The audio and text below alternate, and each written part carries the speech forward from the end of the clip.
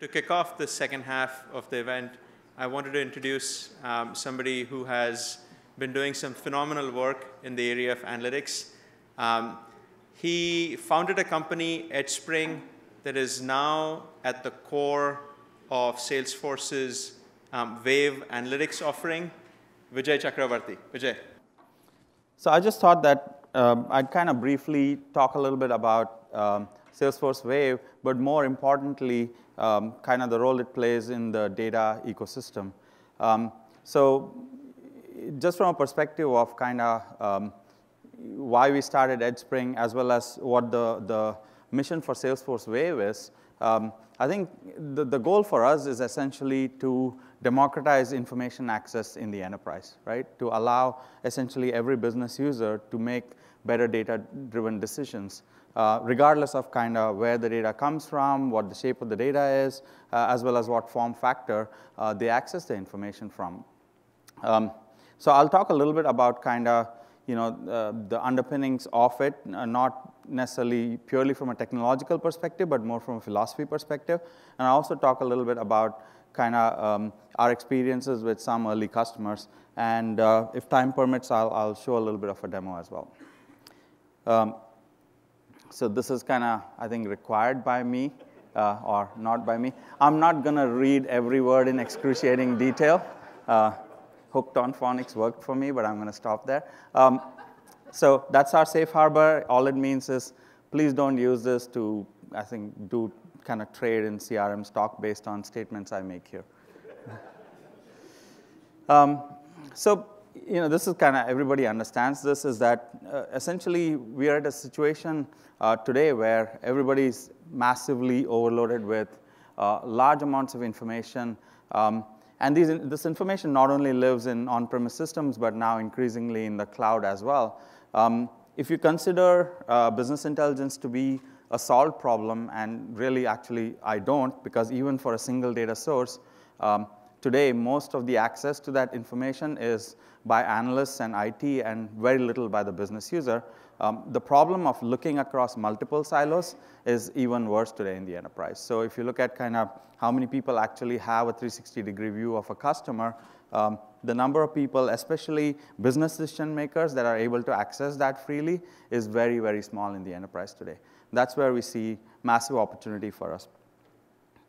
Now, if you kind of look at the nature of problems that people want to do, the notion of somebody saying that I'm just going to solve this by looking at an individual silo and I get all the answers I want is a very broken notion, because what ends up happening is, if you take some simple examples, like let's say I noticed that my sales in a particular region didn't do well last quarter. Now, the root cause for that may not necessarily exist in the CRM system alone. In a lot of situations, you may say, well, maybe I didn't have enough feet on the street. Maybe my hiring wasn't fast enough. Now, suddenly, you got to go to an HR system. Now, maybe you also say, well, I hired the right people, but they did not come up to speed very quickly from an enablement perspective. And now you got to do a couple more other things where you look at learning management systems and your CRM as well as your HR systems. So in most of these contexts, when people start asking not first-order questions, but second-order, third-order questions, there's a very, very strong need to pull in other information in context, but also then to be able to not kind of pre-anticipate all the things that you're going to need from various systems. So in our mind, the ideal system for this is something that can let you kind of interrogate multiple information sources very, very rapidly and easily. Right now, not an easy problem to solve, and we're kind of in the early stages of trying to solve that. But it's an interesting problem to solve, because as you go forward and do this in a capable fashion, a lot of interesting kind of opportunities open up for whoever solves this problem really, really well. Now, if you look at kind of where we started from, just shifting a little bit from a technological kind of perspective, what you very quickly notice is that a lot of what goes into today's BI is still baked in assumptions of what was true about 15 or 20 years ago technologically. So if you look at kind of, the kinds of computers we have today, right? Even your mobile phone, your computer is capable of doing somewhere between 1 billion to 2 billion calculations in a second, right? That's a lot of horsepower that everybody has. Now, can you utilize that full bandwidth of computation? Not necessarily, but you can do a decent amount of calculation in under a second. So let's say that you're able to, utilize 10% of that bandwidth. That still means that essentially for like a couple of 100 million rows on a regular commodity laptop, you should be able to do unanticipated questions, right? You should be able to do very free-form exploration. Now, you look at the traditional BI systems that exist today, all of them are based around kind of the notion of optimizing that computation. And the way they started to optimize that computation was around designing star and snowflake schemas that sit in the middle of a process that everybody tries to map to, and then optimizing even the calculations of these things from a pre-compute perspective. And as a result, you get these kind of really, really brittle systems where if you try to ask a question that was not anticipated by somebody who built that schema, you kind of get into a problem of not being able to actually ask that question, right? And so when we looked at essentially how to solve this problem, we went towards more of a search-based architecture, right? So I'm going to skip through this slide for a second.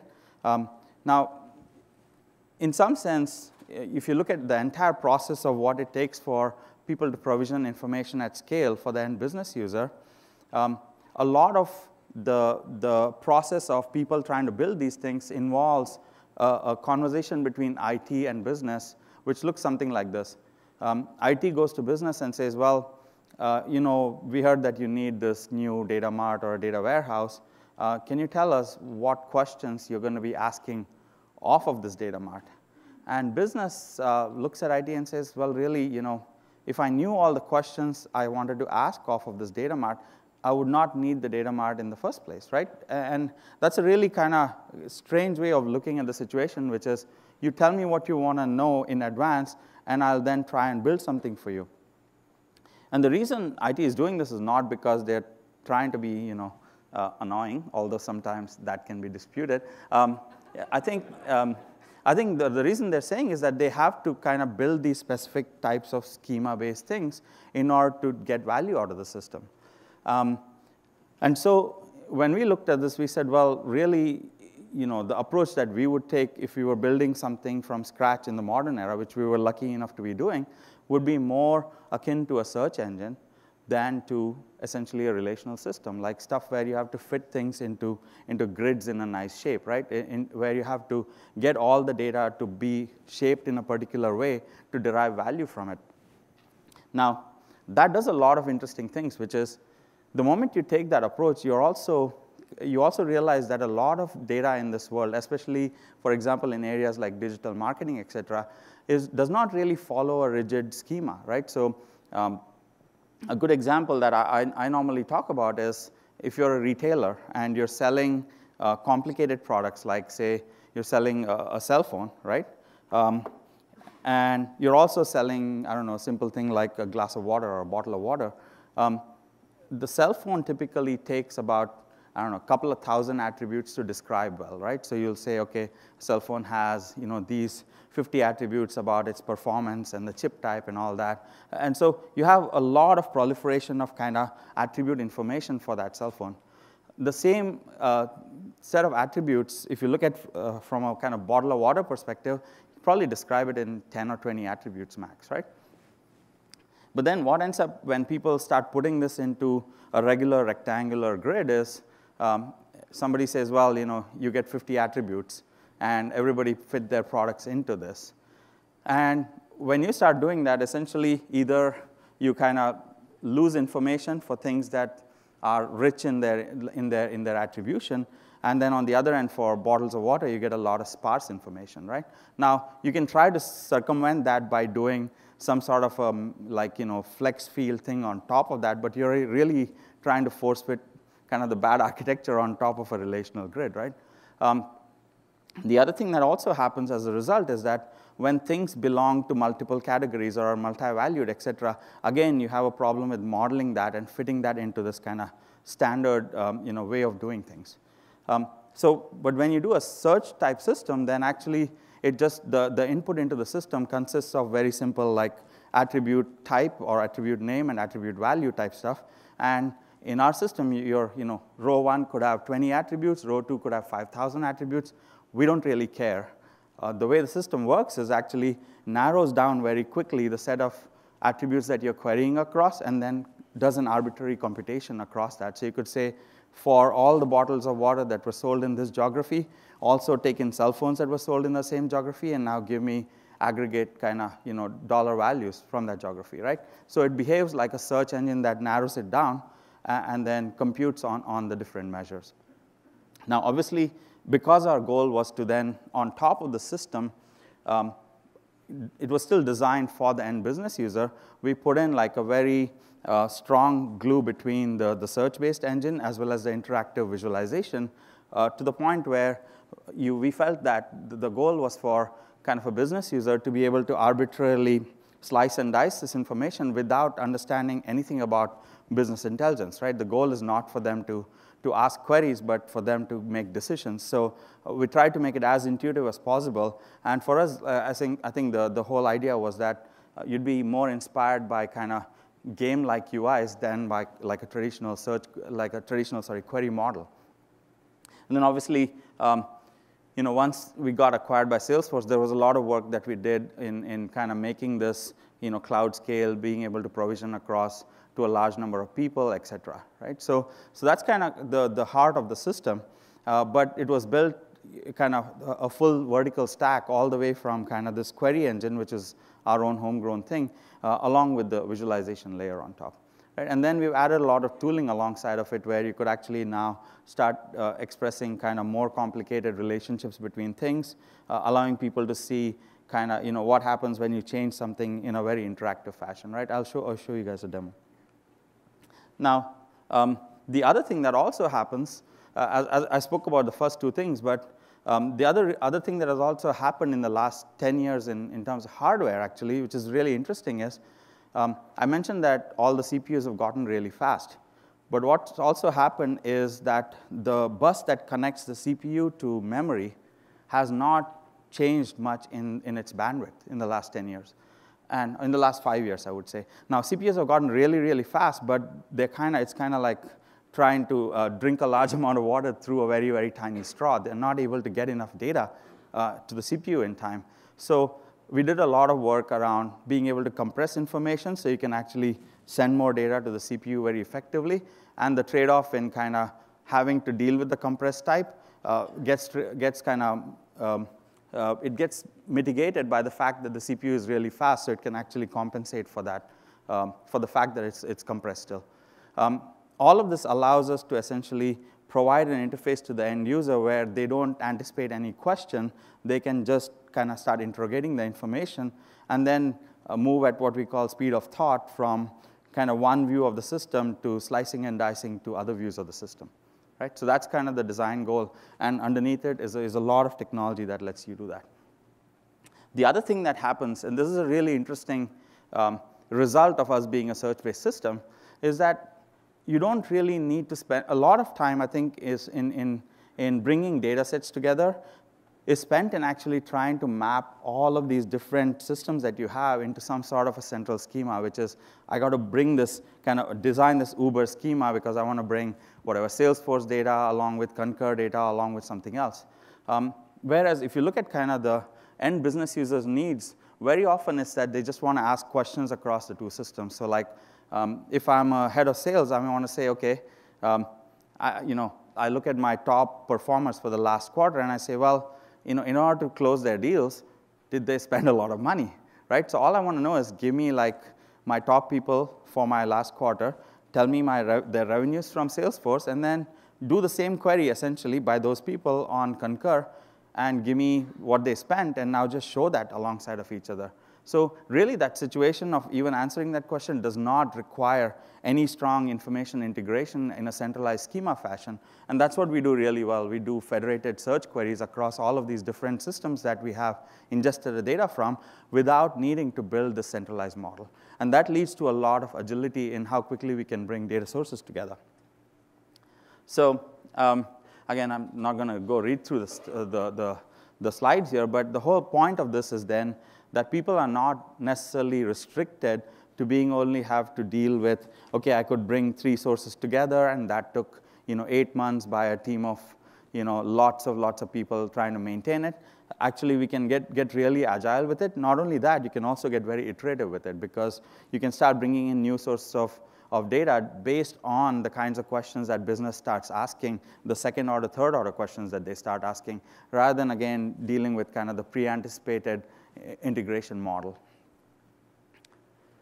And if you look at kind of some of the early customer successes that we've had, a lot of them actually have been around the notion of looking across a lot of different types of silos. So for example, in the case of EMC, they really wanted to understand, they've grown a lot through acquisition, and they have a lot of businesses that are kind of in their own different organization in Salesforce, or they may even have some other systems, but they want a single view across all of their sales to know, okay, if I'm at a specific account, all these lines of business, what are they doing with that account, right? And that involves essentially doing queries across or looking across different orgs that are predominantly, in this case, in Salesforce, right?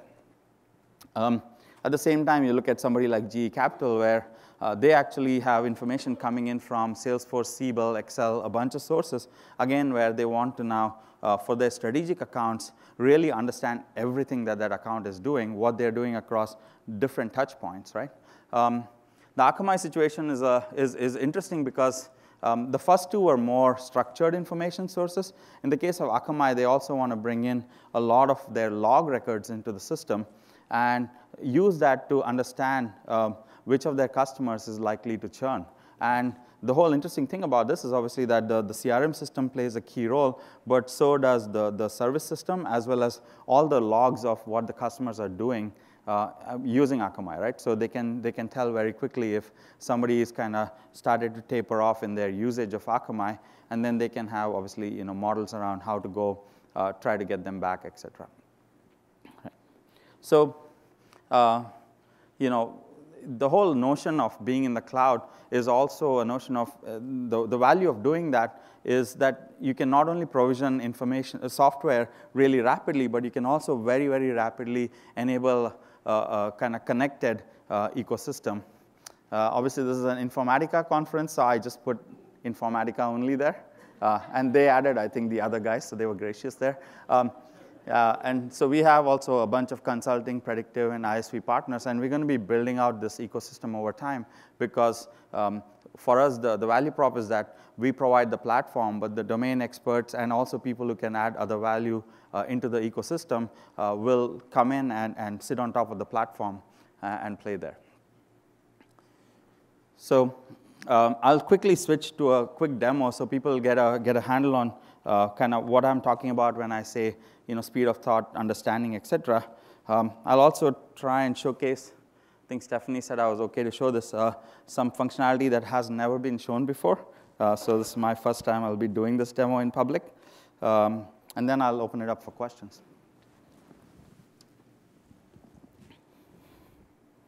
And I'm hoping nobody texts me something during this. It's my personal phone. Ethan, please.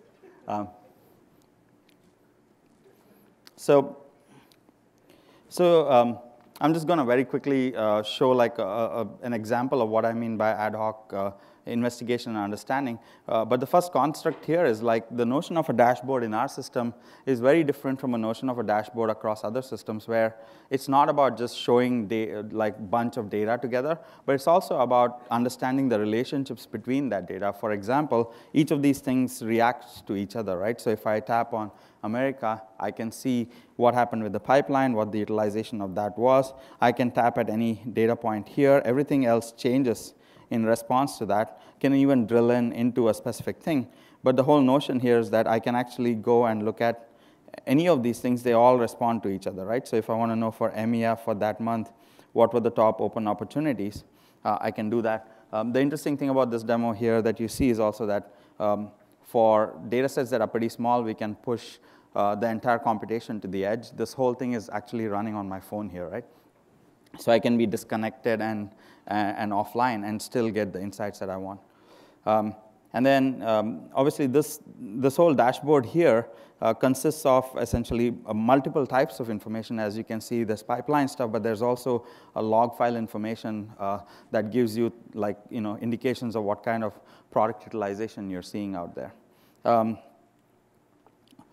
And this app that I'm showing here is actually our Wave Salesforce Analytics app that's also available in the App Store for people to play with on kind of some built-in data sets, et cetera. So if you want to try and download it, you can go ahead and do that. I'll quickly switch to just a simple demo that showcases where we're going. The whole goal for us is to go from data to an app-like thing, right, or to understanding as quickly as possible. And obviously, Informatica and others play a key role in the connectivity aspects of it and providing the endpoints.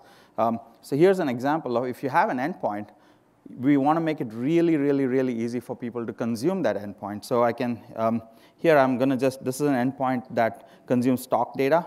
All of this is running on my phone, even the consumption part of it. So I'm just going to type in, say, CRM, because that's the stock I'm interested in. It's going to go to Yahoo and just interrogate the endpoint and say, OK, those are the fields. It's going to guess what they are. And then I just say import. And it just brought in 2,692 rows of CRM data on my phone and built my data set right there. This is our index structure that lets you do ad hoc computations. So the moment I say done, I can actually go and now start interrogating that information, right? I get the full data set here. What gets really interesting is also that I can now start building kind of higher order constructs like the dashboards, right? So I can say, let me look at that as a line chart where I'm looking at the max close by date. I want to see it across all time. So put a chart there. Say, OK, let me look at kind of a toggle selector so I can zoom into specific years, right? Let me also add another toggle selector for a quarter. And all of this, as I build it, is actually live. So I can tap on any one of those things, including quarter, and zoom in, zoom out, right? If I like it, I can save it. Obviously, I'm not good at naming dashboards, but right there, I just consumed CRM data from Yahoo and built a pretty simple dashboard that still lets me understand what's been happening across time. Cool. And with that, I'll open it up for questions.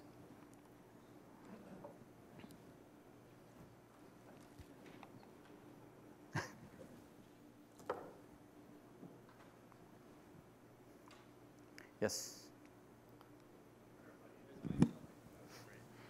Yes, hi there. I just had a question about the different types of data sets that you're going to be having available in this analytics platform. Obviously, you're going to have everything related to the Salesforce cloud, but how about ERP systems, other types of systems that exist in companies? Yeah, so I think that's the whole value of having the ecosystem model here. So even before we launched, we partnered with Informatica, for example, and exposed kind of an endpoint API to them to where you can actually, anything that you already built an Informatica flow on, you can actually switch the endpoint over to us and actually create data sets from them very, very easily, right? So like a lot of the customer examples I showed, they're across not just cloud systems, but a lot of ERP and supply chain systems as well.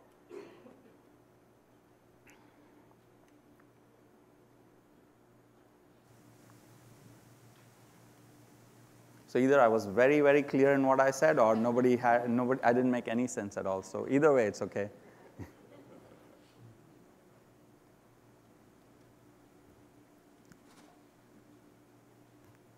Cool. Yes?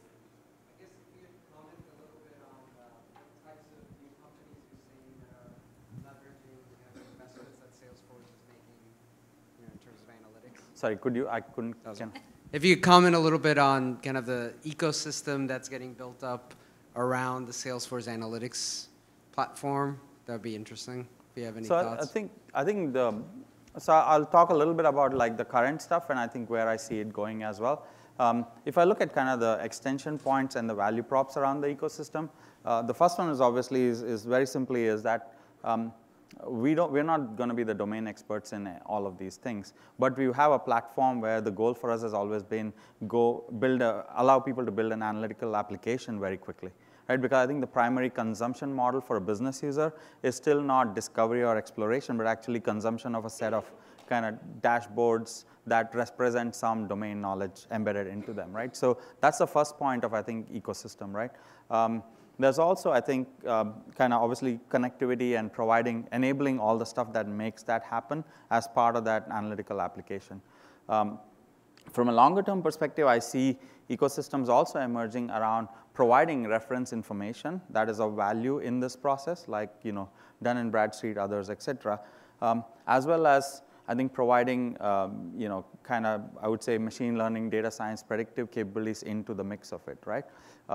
And then we're also opening up the platform so that you can do a lot more things that you would not get out of the box. It also allows a developer ecosystem to start happening. Does that help answer your question?